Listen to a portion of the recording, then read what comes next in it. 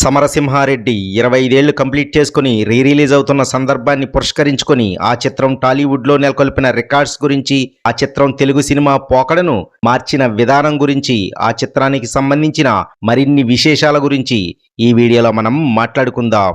బాలయ్య సినీ career లో ఎన్ని black బస్టర్లు చూసినా బి గోపాల్ దర్శకత్వంలో వచ్చిన సమరసింహారెడ్డి మూవీ మాత్రం ప్రత్యేకం. దానికి కారణం బాలయ్య బి గోపాల్ కాంబినేషన్. వీరి కాంబినేషన్ లో అప్పటికే 2 సినిమాలు లారీ డ్రైవర్, రౌడీ ఇన్స్పెక్టర్ బ్లాక్ బస్టర్లు కొట్టగా, వీరి కాంబినేషన్ లో వచ్చే 3వ సినిమా కోసం బి గోపాల్, విజయేంద్ర ప్రసాద్ గారు ఒక యుద్ధమే చేశారని చెప్పాలి. ఏకంగా 30కి పైగా కథలను డిస్కస్ చేసి ఫైనల్ గా సమరసింహారెడ్డి కథకు ఓటు వేసి ఒక కొత్త హీరో బేస్డ్ ఫ్యాక్షనిజం అనే కథా వస్తువును టాలీవుడ్ కు పరిచయం చేశారు. అప్పటికే ఫ్యాక్షనిజం బ్యాక్ డ్రాప్ లో ప్రేమించుకుందాం రా, శ్రీరాములయ్య వంటి చిత్రాలు వచ్చినా కూడా ఆ జోనర్ లో సమరసింహారెడ్డి ట్రెండ్ సెట్టర్ గా నిలిచింది. 1999 జనవరి 13న మిలీనియం చివరి ఏడాది సంక్రాంతి కానుకగా విడుదలైన ఈ చిత్రం టాలీవుడ్ లో ఫ్యాక్షనిజం సినిమాలకు ట్రెండ్ సెట్టర్ గా నిలిచింది. ఈ సినిమా తరువాత ఫ్యాక్షనిజం సినిమాలు క్యూ కట్టాయి. అందరి హీరోలు ఫ్యాక్షనిజం కథల వెనక పరుగులు పెట్టారు, పట్టుకొని హిట్లు కూడా కొట్టారు. సమరసింహారెడ్డి ఇచ్చిన ఫ్యాక్షనిజం ఇంపాక్ట్ దశాబ్దానికి పైగా కొనసాగింది. ఈ మధ్య వచ్చిన బాలయ్య వీరసింహారెడ్డి కూడా సమరసింహారెడ్డి వంశీమే అని చెప్పడంలో అతిశయోక్తి లేదు. అలాంటి సమరసింహారెడ్డి కథ ఎలా పుట్టింది, అసలు కథ ఏంటి అంటే, తమిళ సింధూర పువ్వు సినిమాలోని కాన్సెప్ట్ ని తీసుకుని దానికి రాయలసీమ బ్యాక్ డ్రాప్ ని జోడించి మహాభారతంలోని విరాట పర్వంలోని భీముడి పాత్రల హీరో పాత్రను తీర్చిదిద్దారట. కథా రచయిత విజయేంద్ర ప్రసాద్, అతని శిష్యుడు రత్నం గారు కలిసి. ఈ చిత్రంలోని రైల్వే స్టేషన్ సీన్ కి స్ఫూర్తి మాత్రం వంగవీటి, దేవనేని కుటుంబాల వారు విజయవాడ రైల్వే స్టేషన్ లో ఎదురుపడినప్పుడు ఏర్పడిన ఉద్రిక్తత, సంఘర్షణలట. ఏ స్ఫూర్తి తీసుకున్నా, ఎన్ని మలుపులు తిరిగినా సమరసింహారెడ్డి లాంటి ట్రెండ్ సెట్టర్ ని టాలీవుడ్ కి అందించారు.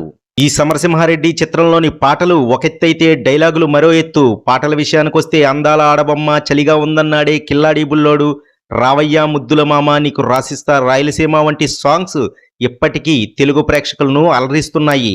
ఈ సినిమాలోని డైలాగ్స్ అయితే, నేను గట్టిగా తొడచరిస్తే ఆ సౌండ్కే గుండాకి చేస్తావురా, నీ ఇంటికొచ్చా, నీ నెట్టింటికొచ్చా, ఢిల్లీ వీధుల్లో కాదు సీమ సందుల్లో చూసుకుందాం నీ ప్రతాపము నా ప్రతాపం వంటి డైలాగ్స్ సూపర్ హిట్ గా నిలిచాయి. దాదాపు 6 కోట్లతో నిర్మించిన ఈ చిత్రం 20 కోట్లకు పైగా షేర్ రాబట్టి తెలుగు సినిమా సత్తాను ఇతర సినీ పరిశ్రమలకు చూపించింది.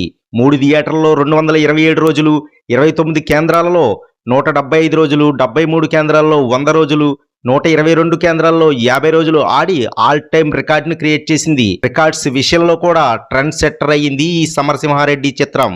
ఈ సమరసింహారెడ్డి చిత్రంలో బాలయ్య ఫ్యాక్షనిస్ట్ గా నటించలేదు, జీవించారు. 2 పాత్రలు ఒకదానికొకటి సంబంధం లేని పాత్రల్లో అదరగొట్టేశారు. సమరసింహారెడ్డి అనేవాడు నిజంగా ఉన్నాడేమో అనిపించేలా చేసేశాడు మన బాలయ్య.